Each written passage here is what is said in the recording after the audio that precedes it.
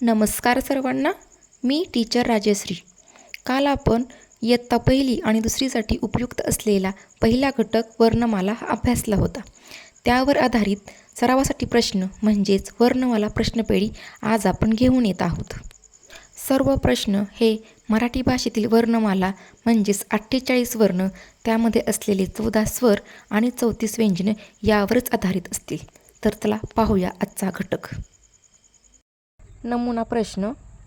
रिकाम्या जागी योग्य अक्षर पर्यायांमधून निवडा. पहा, इथे पहिला नमुना प्रश्न दिलेले. रिकाम्या जागी योग्य अक्षर पर्यायांमधून निवडा.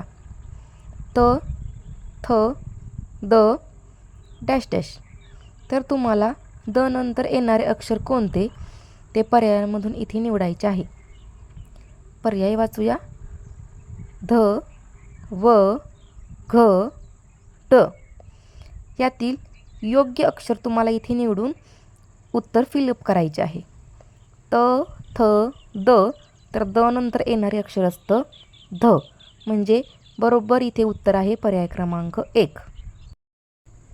पहा, इथे नमुना प्रश्नांच्या खाली सरावासाठी प्रश्न दिलेले आहेत. सर्व प्रश्न अगदी सुटसुटीत दिलेले आहेत. विद्यार्थ्यांनी प्रत्येक प्रश्नाचा सराव करायचा आहे. स्वर आणि व्यंजन याप्रमाणे जे अक्षर तिथं असेल ते योग्य पर्यायामधून निवडायचं आहे. प्रश्न क्रमांक 2 पहा. य, र, डॅश डॅश, व, श. तर इथे र नंतर येणारे अक्षर कोणते? य, र, ल, व, श, म्हणजेच पर्याय क्रमांक 1. या पद्धतीनेच खालील सर्व प्रश्न सोडवायचे आहेत. आपण इथे मुद्दामच सर्व प्रश्नांची उत्तरे दिलेली नाहीत. का? तर विद्यार्थ्यांच्या बुद्धीला इथे चालना मिळायला हवी. एक नमुना प्रश्न सोडवून दिलेले आणि सेम त्याच प्रकारचे खाली सर्व प्रश्न दिलेले आहेत. म्हणजे स्वर आणि व्यंजन याच्यावरती आधारित एकसारखेच प्रश्न आहेत. ते विद्यार्थ्यांनी स्वतः बुद्धीचा वापर करून थोडासा विचार करून सोडवण्याचा प्रयत्न करायचा आहे. याच घटकातील पुढचा प्रश्न प्रकार आहे गटातील स्वर ओळखा. याच घटकावर आधारित पुढचा प्रश्न प्रकार आहे गटातील स्वर ओळखा. पहा नमुना प्रश्न. क, ट, आ आणि म. तर इथे आपण जे काही 14 स्वर शिकलो त्यामधील कोणता स्वर दिलेला आहे ते ओळखायचं आहे आणि त्याला गोल करायचं आहे. याच्यामध्ये आ हा स्वर दिलेला आहे म्हणून आपण आ या अक्षराला इथे गोल केलेला आहे. तर त्याच पद्धतीनं खाली सरावासाठी काही प्रश्न आहेत. प, क, व, ई. यामध्ये कोणता स्वर आहे? द, स, ह, अम. यामध्ये कोणता स्वर आहे? म्हणजे सर्व प्रश्न एकसारखेच आहेत. प्रश्नाचा प्रकार तोच आहे, फक्त याच्यामध्ये स्वर कोणता आहे ते आपल्याला ओळखायचे. बघा, इथे 5 प्रश्न दिलेले आहेत आणि त्यानंतर पुढचा प्रश्न प्रकार घेतलेला आहे. तर पाहुणे अक्षर ओळखा. पाहुणे अक्षर ओळखा याचा अर्थ कोणता होतो? तर वेगळे अक्षर ओळखा. नमुना प्रश्न दिलेले. अम, आहा, ए, ई, ळ.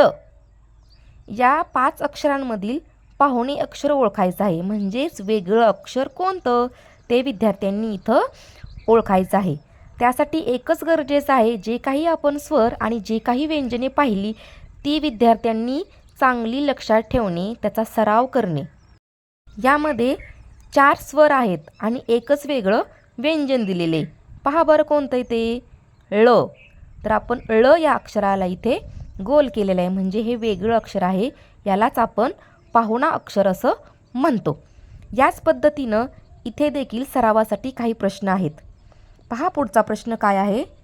ई, ई, म, उ, उ. 5 अक्षरं दिलेले आहेत. यातील एक अक्षर पाहुणा, ते कोणतं? तर ते आपण विद्यार्थ्यांनी विचार करून इथे ठरवायचं आहे. पहा, ई, ई, उ आणि उ हे 4 स्वर आहेत. म मात्र व्यंजन आहे, त्याच्यामुळे म हे इथे पाहुणे अक्षर होईल. तर याच पद्धतीनं विद्यार्थ्यांना सरावासाठी खाली प्रश्न आहेत. पहा. प, फ, ब, ओ, म. अ, आ, उ, ऐ, स. य, र, ऑ, ल, व. काही ठिकाणी व्यंजनांचा गट आहे, काही ठिकाणी स्वरांचा गट आहे. त्याचा विचार करायचा आणि कोणतं वेगळं अक्षर आहे, म्हणजेच स्वरांच्या गटामध्ये वेगळा व्यंजन असेल आणि व्यंजनांच्या गटामध्ये वेगळं स्वर असेल. 14 स्वर आणि 34 व्यंजनं यावर आधारित आपण हा घटक पाहिला, त्याची प्रश्नपेढी पाहिली. याच पद्धतीने आपण इयत्ता पहिली आणि दुसरीतील अनेक घटक इथे आपण पाहणार आहोत. व्हिडिओ आवडला असेल तर नक्की लाईक करा, शेअर करा आणि सबस्क्राईब करायला विसरू नका. धन्यवाद.